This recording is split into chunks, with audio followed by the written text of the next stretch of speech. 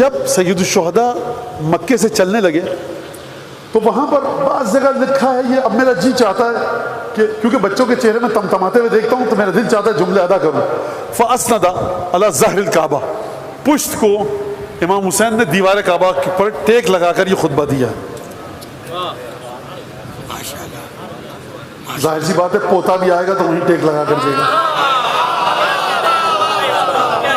اصل بات سنیے، نہیں آپ اس میں تعریف کی بات ہی نہیں ہے. خانہ کعبہ کو ان کے صدقے میں آبرو ملی ہے. یہ چاہیں ٹیک لگائیں، یہ چاہیں اندر چلے جائیں، چاہیں چھت، خانہ کعبہ ان کا ہے. الحمدللہ وما شاء اللہ ولا قوت الا باللہ وصلی علی رسولہ وآلہ وسلم. سید الشہداء نے خطبے میں بعض روایتوں میں اس کے ساتھ خطبے کا آغاز کیا. اور پھر عجیب جملہ دیکھیے، خدا آپ کو اس فرش کے صدقے میں، یعنی سید الشہداء کی گفتگو کو جا کر پڑھیے. یقین کیجئے کہ اگر دنیا کے تمام ممبر پہ بیٹھنے والے مولانا، عالم، ذاکر، خطیب سید الشہداء کے جملے اور خطبے جو مولانا نے مدینے سے مکے آتے ہوئے بیان فرمائے، مکے میں بیان فرمائے، مکے سے کوفے جاتے میں بیان فرمائے، کوفے کے سے پہلے حر کے لشکر نے روکا جو خطبہ ارشاد فرمایا، کربلا پہنچے، شہادت تک جتنے بھی خطبے دیے، یہ ایک خزانہ ہے علم کا. اس سے نہیں کہہ رہا کہ آپ امام حسین کے نام کو ہٹا دیجئے یہاں سے. آپ لکھیں کسی کا خطبہ ہے جو سفر پہ جا رہا تھا، مکے سے نکلا تھا، کوفے جا رہا تھا. آپ کہیں گے کہنا کیا چاہ رہا ہے؟ نہیں نہیں نہیں، یہ عام بات نہیں ہے.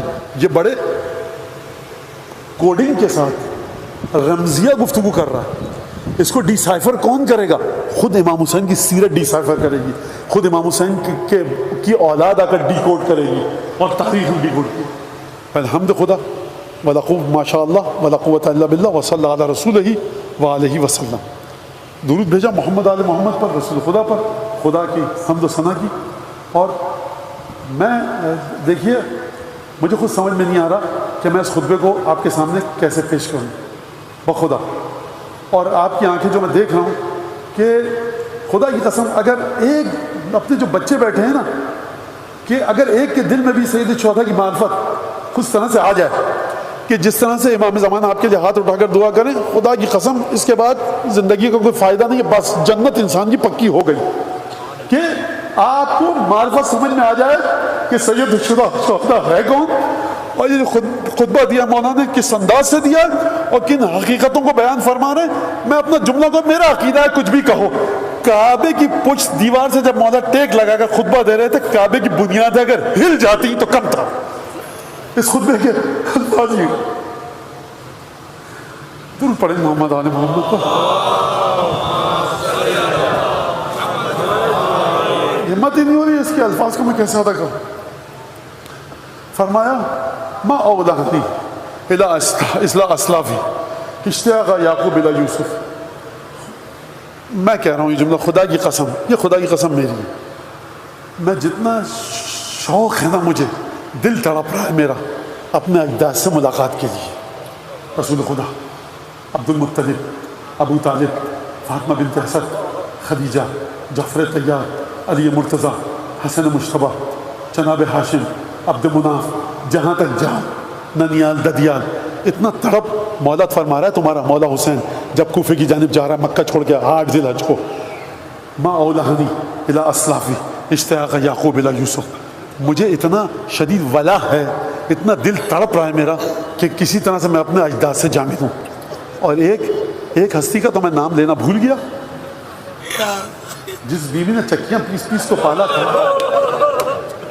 دیکھیے میں یہ خطبہ پڑھ رہا ہوں، مجھے نہیں پتا یہ مصائب میں فضا. سنیے، جس کا دل چاہ رہا گریا کرے. آپ کو پتا میری عادت ہی نہیں کہ مصائب کی منزل جو ہے جی چاہ رہا ہے اس کا کرے وہ کرے. اور پھر فرمایا کہ خط الموت علی ولد آدم مخط القلادۃ علی جید الفتات. موت بنی آدم کے لیے اس طرح سے خوبصورتی کا باعث ہے جس طرح سے جوان لڑکی شوق کے ساتھ اپنے گردن میں گلو بند اور ہار ڈالتی ہے، اس طرح سے موت بنی آدم کے گرد احاطہ کیے ہوئے. میں اس جملے کی فقہ الحدیث کو کس طرح سے بیان کروں کہ حد ادب بھی سے بھی عبور نہ کیا جائے. مولا سمجھ لو بچوں میرے کہ مولا کہہ رہے ہیں کہ موت تمہارے لیے خوبصورتی کا باعث. اور یقیناً اگر مولا علی کی محبت میں موت آئے اس سے بڑھ کر کوئی خوبصورت چیز نہیں. خط الموت علی ولد آدم مخط القلادۃ فی جید الفتات. اس طرح سے کہ جس طرح جوان لڑکیاں اپنے گلے میں ہار ڈالتی ہیں اور وہ شوق سے ڈالتی ہیں، موت اس طرح سے بنی آدم کا احاطہ کیے ہوئے. فرمایا فَإِنَّ لِي مَصْرَعًا خُيِّرَ لِي. دیکھو لوگوں جان لو، میرے کٹ کر گر کر شہید ہونے کی جگہ چنی جا چکی ہے. انا لاقی ہے، اور میں اس جگہ تک پہنچ کر دم لوں گا، کوئی روک نہیں سکتا. اور اس کے بعد مولانا نے فرمایا وَكَأَنِّي بِأَوْصَالِي تَقَطُّعُهَا أُسْلَانَ الْفَلَوَاتِ بَيْنَ النَّوَاوِيسِ وَكَرْبَلَا. فرمایا گویا کہ یہ آپ کے مولا نے دیوار کعبہ کے ساتھ کھڑے ہو کر یہ خطبہ دیا، جیسا کہ روایت میں نے پڑھی ہے. ابھی باہر نہیں نکلے مولا حسین کربلا مکے سے. كَأَنِّي بِأَوْصَالِي تَقَطَّعُهَا أُسْلَانَ الْفَلَوَاتِ بَيْنَ النَّوَاوِيسِ وَكَرْبَلَا. اور گویا کہ میں دیکھ رہا ہوں 8 ذی الحجہ کو دیکھ رہا ہوں کہ بیابان کے بے رحم بھیڑیے میرے بدن کے گوشت کو بڑے ظلم اور بے رحمی کے ساتھ نوچ نوچ کے کھا رہے ہیں. آپ نے غور کیا ایک بات پر؟ بین النواویس و کربلا، مولا کے ساتھ جو بھی ظلم ہوا کربلا میں ہوا.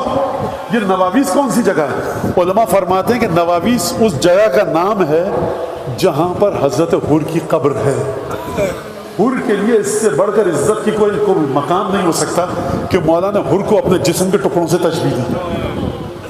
فَيَمْلَأَنَّ مِنِّي أَكْرَاشًا جُوفًا وَأَجْرِبَةً صُحْبًا. عجیب جملہ ہے مولا کا. فرمائیے بھیڑیے میرے بدن کو اس طرح سے نوچ کے کھائیں گے بے رحمی کے ساتھ کہ اپنے میدوں کو اور اپنے شکموں کو خوب بھر لیں گے، اتنی لالچ اور حرص کے ساتھ کھائیں گے. یہ جملہ کس بات کی طرف اشارہ ہے آپ جانتے ہیں؟ یعنی اتنا بغض امیر المومنین ہوگا ان کے دلوں میں کہ یہ کسی ظلم کو کرنے سے دریغ نہیں کریں گے.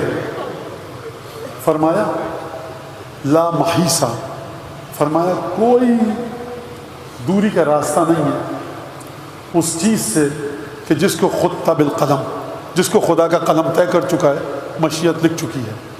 رضانا رضا اہل البیت، رضانا رضا اللہ، ہم اہل بیت کی رضا خدا کی رضا ہے. جب خدا راضی ہوتا ہے تو ہم اس کی رضا پر راضی ہیں.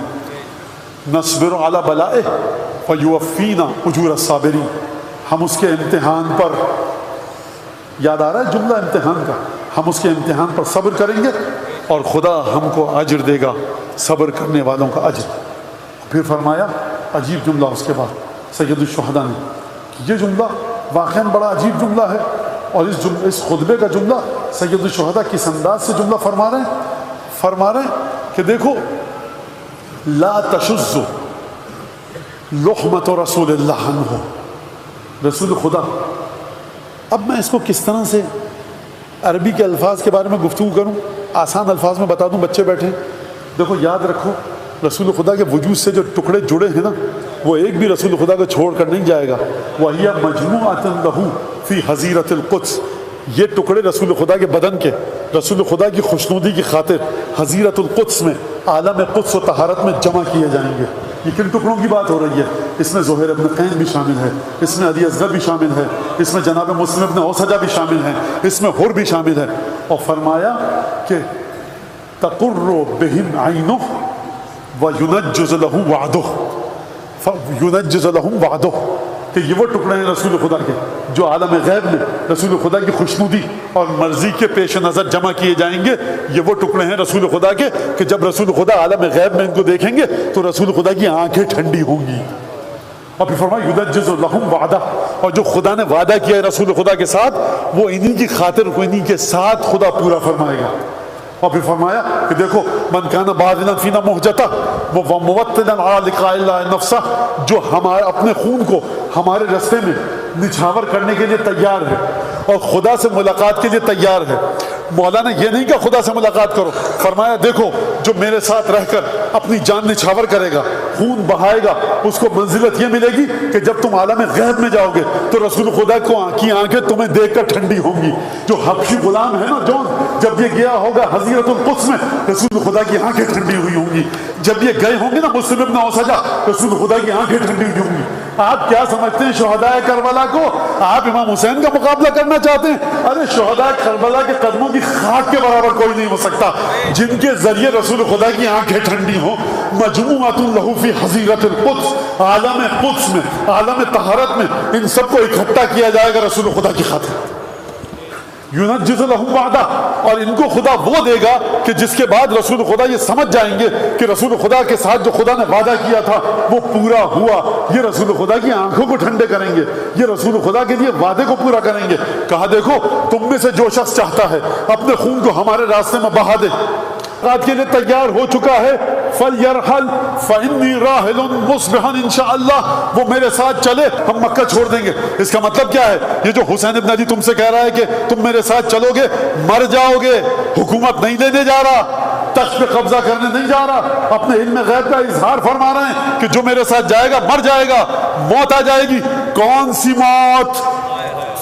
دو خاندانوں کے ٹکراؤ کی موت نہیں، کوفے کے تخت کو لینے جا رہا حسین، یہ موت نہیں، بلکہ یہ وہ موت ہوگی کہ جب تم مر کر عالم قدس میں برزخ میں جاؤ گے، رسول خدا تمہیں دیکھیں گے، خدا تمہیں دیکھے گا، رسول کی آنکھیں ٹھنڈی ہوں گی تمہیں دیکھ کر، اپنے خون میں نہا کر جاؤ گے۔ یہ کس کی نصرت میں خون بہا ہے؟ حسین کی نصرت میں رسول کی آنکھوں کو ٹھنڈا کرو گے۔ یہ معمولی عہدہ ہے حسین ابن علی کے ساتھیوں کا؟ کہا اور موطنا علی لقاء اللہ نفسہ، جو خدا سے ملاقات کے لیے تیار ہو چکا ہے ہمارے ساتھ چلے، فإنی راحل مصبحا، کل صبح ہوگی ہم مکہ چھوڑ دیں گے۔